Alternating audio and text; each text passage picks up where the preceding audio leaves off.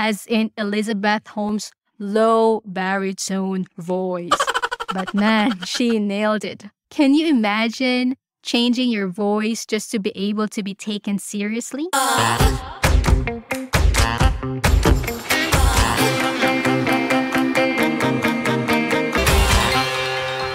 Hey Zesties! Welcome to a new episode of the Gleeful Talkshow, where we share zesty stories to cultivate the happiness and hero within and out.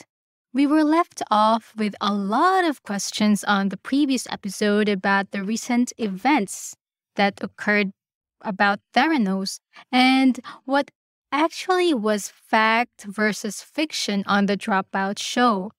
But before we dig into it, I'd encourage you, Zesties, to please rate, subscribe, or review this podcast, or do all of the above, as it will definitely help the show out. If you'd like to keep me caffeinated, I have a link on my episode notes where you'll be able to do that. Big shout out to Rarusuchin for keeping me caffeinated for almost a year now, so thank you very much.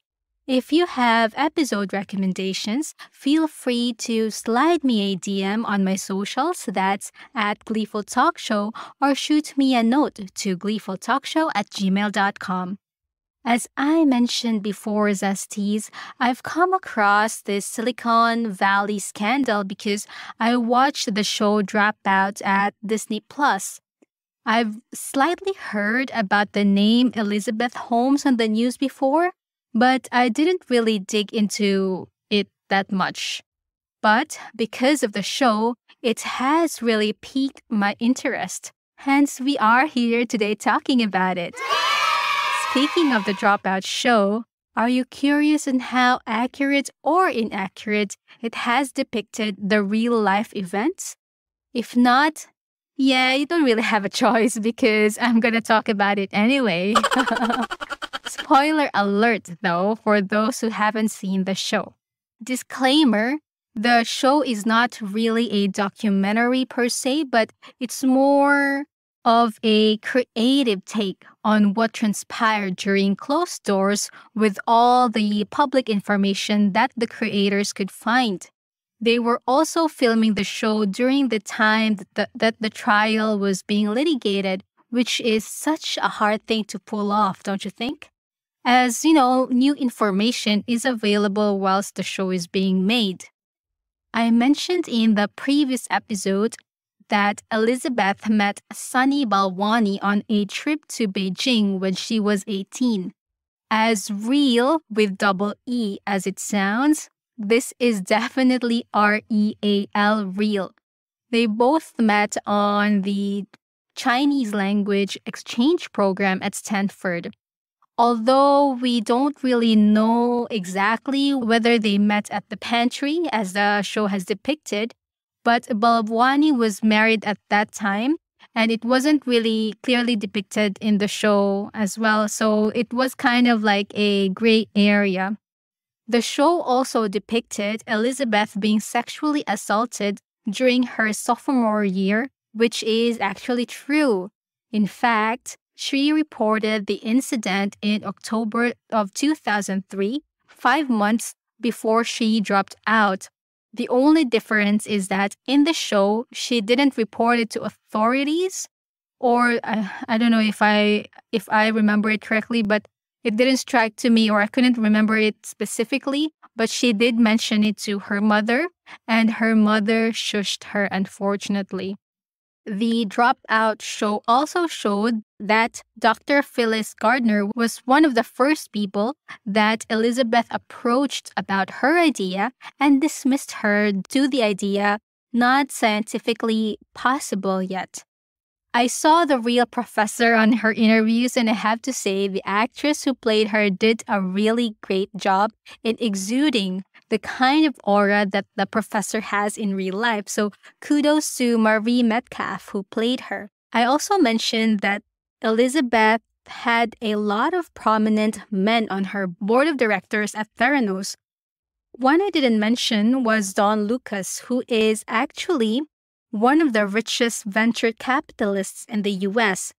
When I watched the show, I said to myself, How can a 19-year-old kid fool one of the richest venture capitalists in the Western world? Well, turns out, Zesties, she had connections. Her dad. Remember her dad where I mentioned at the last episode about Enron? Well, the show only indicated that she got the meeting because she said something about, quote, he'll be missing out on a $7 billion business, unquote. However, in reality, she had her connections. The bad ones, though. Nonetheless, it did her good. How audacious, though, you know? Can I have an inch of your audacity, Elizabeth? But in hindsight, no thanks. I'd rather have a clean conscience than having such a 7 billion non-existing product. Also, it was also true that she was able to fool Walgreens. Again, what an audacious attempt. Yeah, I really can't imagine how someone can have that confidence. Anyway, there were also subtle nuances in the show that you might think that it was a nice touch, but no, they were actually true. One of which was Elizabeth's obsession about Steve Jobs, from calling Theranos the iPod of healthcare to the point of copying Apple CEO's fashion statement. Yes, Zesties, that iconic Steve Jobs black turtleneck. Steve Jobs once said in an interview that he owned about 100 black turtlenecks made by the Japanese designer Issei Miyake. When I first read about this, I figured that name sounds familiar. And yes, this designer also has perfumes, and for those who know me, I am a sucker for perfumes. Apparently, for Jobs, it wasn't just a turtleneck, it was a uniform. After paying a visit to Japan to visit Chairman Akio Morita at the Sony offices in the 80s, Jobs became infatuated by the fact that all employees in the Japan Sony offices wore uniforms. This was largely from the fallout of World War II, where a large portion of the working classes in Japan didn't have professional clothes, and the companies supplying their employees with everyday work attire. These uniforms eventually acquired their own style and became a way for company employees to bond. Jobs saw this as an opportunity for Apple employees, but the employees weren't a fan. Well, it does make sense because Japanese culture or Asian culture in general and Western culture are hugely different, and we can even talk about that on another day. But yes, they are widely different. So that's why the Apple employees in America were not a fan of it. Anyway, I got a little off tangent there, but back to Elizabeth Holmes and Theranos. Elizabeth was so obsessed with Apple that she also hired 2 other Apple employees, one of which is Anna Ariola, the product designer who worked on the iPhone design.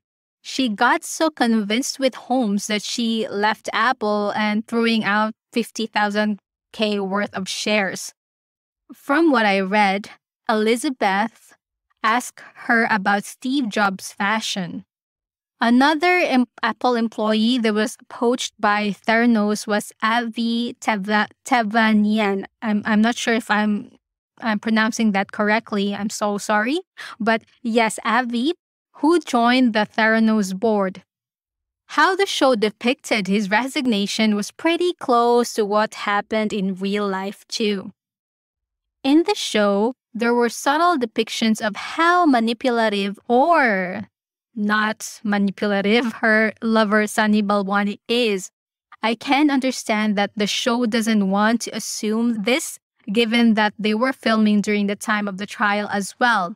It is also a safer and better take, I feel. But I did love how the show incorporated this because the real Elizabeth in her trial testimony did say that Balwani obsessively controlled her diet, business decisions, and clothing and wanted her to consistently drink green juice. Maybe it's just she was not eating well. Maybe that's why he wanted her to drink green juice, but just speculating. The real Elizabeth said that, quote, he told me that I didn't know what I was doing in business, that my convictions were wrong, and that he was astonished at my mediocrity. And if followed my instincts, I was going to fail, unquote. Well, we don't really know how true or untrue this is, given that the current Elizabeth is playing pity with the jury and the public. More on that later. But yes, the green juice obsession is real, Zesties. Speaking of amusing real-life Theranos happenings, the awkward bathroom incident shown on the Dropout show did actually happen. This was when the Walgreens lab consultant Kevin Hunter visited Theranos to check their labs and their technology. But because Theranos didn't have a functional lab and tech, and are so desperate to not show any of it, to the point that Balwani followed Kevin Hunter when he went to the bathroom in order to prevent him from sneaking off to look at the labs. Zesties, who says that real life isn't as interesting as the movies, right? Was an awkward moment, really. But what's more astonishing to me is the voice. The Dropout show revealed how Elizabeth morphed to the voice that she currently has, and Amanda Seyfried nailed it. She totally nailed it. She did say in an interview that she couldn't go that low, as in Elizabeth Holmes' low baritone voice. But man, she nailed it. Can you imagine changing your voice just to be able to be taken seriously? Well, there are studies that do show that. But how sad the world is then, where women would need to be and sound like men in order to be taken seriously. I thought that we are trying to get away from that. Gender equality, right? Diversity and inclusion. But I felt like with her doing this just confirmed that society isn't fully ready yet for women, and even some women themselves. She dressed up like Steve Jobs, sounded like a man like Steve Jobs, had mannerisms like a man. So it's just so sad. So for me, women should not make her as a role model, as brilliant as she is, minus the fraud and lies, Because aside from that, she's actually not representing the boss lady that we women need. If you have watched the Johnny Depp Amber Heard trial, Camille Vasquez is the boss lady that we all need to look up to. She still retained her feminine, high-pitched voice, still had a feminine look and even the hairdo, but she still sounded and looked competent. That's what we should strive for. And she is competent. So yes, Zesties, we should look up to Camille Vasquez. But then, here's what I can rationalize why she did that. Perhaps her coach and lover, Balwani, a man, told her that she's going to be taken seriously when she will do all those things. Low baritone voice and dress up like a man and all that stuff. And I guess maybe they were leaning more on the studies that are available out there. And in fact, a study about voice-based assessment of trustworthiness, competence, and warmth in blind and sighted adults showed that speakers with low voice pitch are typically perceived as being more competent and trustworthy than voices with raised pitch. The caveat for this is that raised pitch voices were judged as warmer, but only for women's voices. I've included a link on the episode notes about this study if you want to know more. So, perhaps this was what happened, but we never really know for sure what's going on in their minds, right? I mean, even with the deposition videos, these are somehow skewed as to what the person being interviewed wanted to convey. Anyhow, there were still more real-life moments that the show depicted quite accurately, but the most devastating of all was the death of Ian Gibbons. He was the chief chemist at Theranos, and he did die by suicide out of fear of having to tell the truth about Theranos in a court deposition. It was also true that Ian was fired for voicing concerns about the accuracy of the tech with multiple people, including board member and friend Channing Robertson. Similarly, in the show, he was fired and rehired later that same day, but remained demoted until his death. This is the most upsetting thing to me. Justice for Ian Gibbons. I don't know if you can sue someone for contributing to suicide. Because, Ian Gibbons actually was a survivor of cancer, but ultimately, he died on his own hands because of Theranos. What a very, very sad way to die. I hope he will be given justice. One eternity later. Okay, Zesties, now off to the real-life events outside of the Dropout show. The fraud trial of Elizabeth Holmes began with jury selection on the 31st of August last year, 2021, and opening statements on 8th of September. The reason this has been delayed for over a year was because of COVID and her pregnancy. Take note, Zesties, her pregnancy. Wow. At the very last moment, Elizabeth pulled off a power move. I don't know if this was an accidental pregnancy, but what a great coincidence, right? To be pregnant when you were supposed to be on a trial. Can you imagine the impact of putting a pregnant woman or a new mother on the stand? I know what you're thinking, Zesties.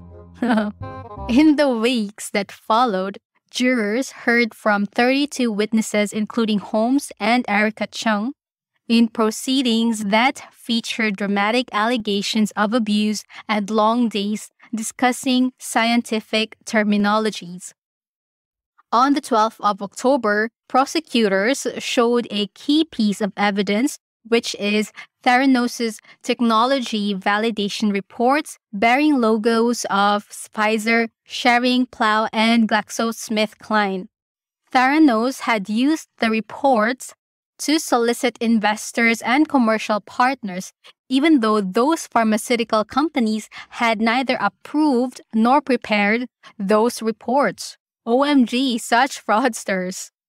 On the 23rd of November, Holmes said that she added the logos to the reports, and this was actually the first time she acknowledged any personal involvement in the document. But the funny thing is, she said that she added those logos to the reports because it was done in partnership with those companies and was trying to convey that. I mean, again, she's really playing the innocent here, Zesties.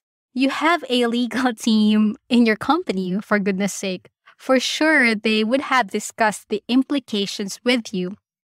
But Elizabeth Holmes did it nonetheless. But then on the 29th of November, she undressed her boss lady persona and broke down to tears with a wavering voice and accused Sunny Balwani, her then lover and COO, of emotional and physical abuse. Now again, playing the damsel in distress here. It's just so funny how people can just easily push the blame to others and when it comes to the demise of something, and then claim all the glory when it comes to something working out perfectly. Balwani and Holmes supposedly were charged with fraud together, but a federal judge separated their trials in 2020 after Holmes alleged Balwani had emotionally and sexually abused her. I mean, Zesties, we never know what happened in closed doors, right? But take note that they were romantically linked together for over 10 years, with Theranos employees saying that Balwani looked at Holmes with awe in his eyes. So I don't know. In closing arguments on the 16th of December, the prosecutor, Mr. Cheung, argued that Holmes deliberately deceived investors, patients, and advertisers with the pharmaceutical validation reports, faked technology demonstrations, and inaccurate marketing material, saying she chose fraud over business failure. However, Holmes' defense argued that she acted in good faith and had believed her employees' positive feedback about the technology, that investors had known their bets were risky, and that her statements had been misunderstood. Wow! Talk about shifting the blame to the nth power. And we all know that a lot of employees have already been reporting about the technology not working yet. But still, they had the audacity to put this as defense. Anyway, her latest verdict was that she was found guilty on 4 out of 11 charges of fraud. Wow again, only 4. The damsel in distress stint actually did work, eh? Just wow. She awaits her sentencing this coming September. Each charge carries a maximum 20 years and a fine of $250,000. As much as I wanted her to spend the maximum time in prison, I have a grave feeling it's not gonna be maximum. I just have a feeling. She has a quote-unquote powerful family after all, and she has a compelling case of being a damsel in distress. I just hope the justice system doesn't fall for it. And you know what's wowing to me? The separate trial of Balwani, who found guilty of 12 counts of wire fraud and conspiracy to commit wire fraud. Interesting. Still puts me in awe how the CEO of the company got only 4 out of 11 whilst the COO got 12. Astonishing. Isn't it that the CEO is the most liable of what the company has done? Take note that Balwani injected cash to Theranos as well. To be clear, I'm not siding with Balwani here. I'm just astonished as to how the verdict came about, where clearly they were conspirators. So that's food for thought for you, Zesties. Why? Anyhow, we'll end the episode on a positive note. Where is Erika Chung now? If you remember, Erika, the young lab associate, was one of the whistleblowers that prompted the investigation. Oh, my hope in humanity is restored. She is now the co-founder at Ethics and Entrepreneurship, an organization that provides investors, entrepreneurs, and workers with resources to better recognize and manage ethical issues in emerging companies. I feel like, on a nutshell, it's like a company that will be able to help people connected with a startup company determine the ethical and legitimacy of its practices, which was what Theranos lacked. She describes herself as a medical researcher turned technology and innovation ecosystem builder. Well, good on you, Erika. Good on you. What about Tyler Schultz? He was not asked to testify against Holmes, and it was only Erika as he thinks his emails spoke for themselves. Currently, Schultz is running his own biotech startup, Flux Biosciences, Inc., focused on women's fertility issues. While he said he would never become an Elizabeth Holmes, but he concedes that as a startup founder himself, he understands the high-pressure context that might create an Elizabeth Holmes. And I guess, Zesties, it would all boil down to one's conviction if they allow themselves to succumb to being fraudulent. And also, the people you surround with too matters as well. In 2017, Schultz was named to Forbes 30 Under 30 list for those in the healthcare industry.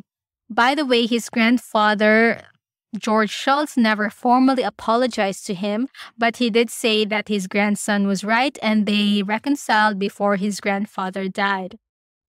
I hope you Zesties find this episode interesting and insightful. If you like the episode or the show, don't forget to rate, share, and subscribe to this podcast in your favorite podcasting platform. A lot of you might just listen to this via Google Chrome through the website, and I'm eternally grateful. What do you think of the website?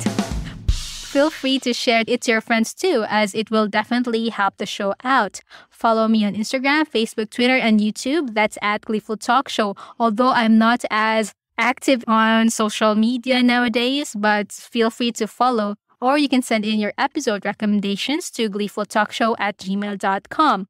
Until then, as Confucius said, Our greatest glory is not in never falling, but in rising every time we fall. See ya!